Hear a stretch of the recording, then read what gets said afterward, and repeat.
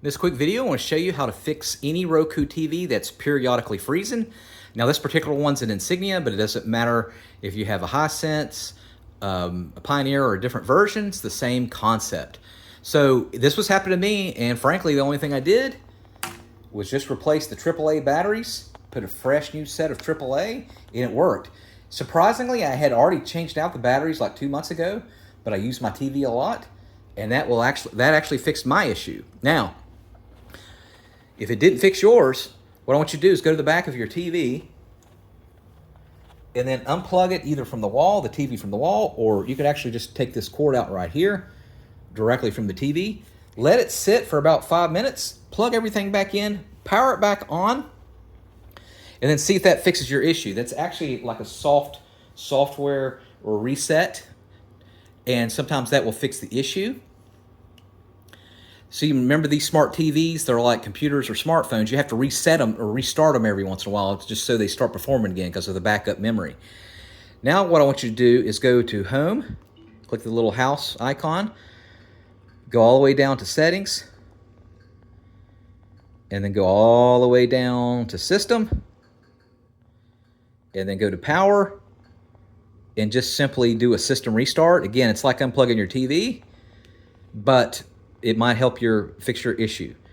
All right, after you've done that, what I want you to do is go back to Home, go back all the way down to Settings, scroll all the way down to System, and then go all the way down to Software Update, and make sure that it's up to date. Go ahead and click on Software Update. This particular one was updated already, but you never know. All right, next thing I want you to do is go back to Home. And it could be an issue with the app that you're having an issue with. So for example, it's happened to me with YouTube. I'd keep scrolling and it would pause and it would work and then it would pause again. So go to YouTube and then click on the little star icon right here on the remote.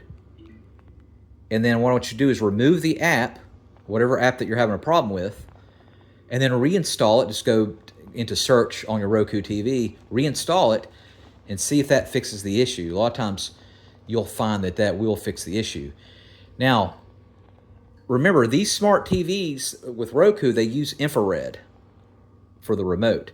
So when you click on it, you should see a little red light here on the TV. So you can see there? See this little red light? That should blink. If it doesn't blink, and then of course it's pausing, then you know that it's not working. It could be over here on the right side. So what I want you to do is make sure nothing's blocking this infrared light here. Make sure there's no picture frame or anything like that, and get you like a microfiber cloth. You can use like a Kleenex or a tissue, and just simply make sure that there's no dust on it. Rub it really well. And if you've changed positions in the house, the TV in the house, you might just be too far away. That could be an issue. All right, and then see if that fixes the issue for you. Now the next is with the remote. Now we've talked about making sure that you put a fresh new set of batteries in it, but what I want you to do is get some rubbing alcohol and remove both batteries completely. And what we're going to do is we're going to clean these terminals with rubbing alcohol. And you can get like 100% isopropyl alcohol, you can get 70%, it doesn't matter. Just dab either a Q-tip or a cotton swab and make sure that you clean all 4 terminals with rubbing alcohol, and then turn it around and make sure that you clean the top here with rubbing alcohol, the infrared signal, and clean all the buttons really well. All right, and then see if that will fix the issue. If that does not work, you put in the new batteries. It could be the remote control itself, which is easy to replace. Now you might have another one laying around. This particular one goes to a stick, a Roku stick, or you might have a box. These will not work because they use Wi-Fi, and you can tell the front of it looks different. This is like a round bowl, whereas this one with all Roku TVs uses like a little small infrared thing here. So that will not work. So I'll put a link in the comment section where you can get a brand new remote just like this one that will work with all the Roku TVs. The good thing about it is it's only like 10 bucks. Again, I'll put a link in the comment section where you can get it off of Amazon directly. And you don't have to pair it. Once you get it in, it should start working automatically. You should start seeing that red light. All right, now after you've tried all that and it still does not work, your last resort is to actually do a full factory reset to where you put fresh, put it like it's out of the box. And the only thing you have to do that is just go to Home, go all the way down to Settings, go all the way down to System, and then go all the way down to Advanced System Settings.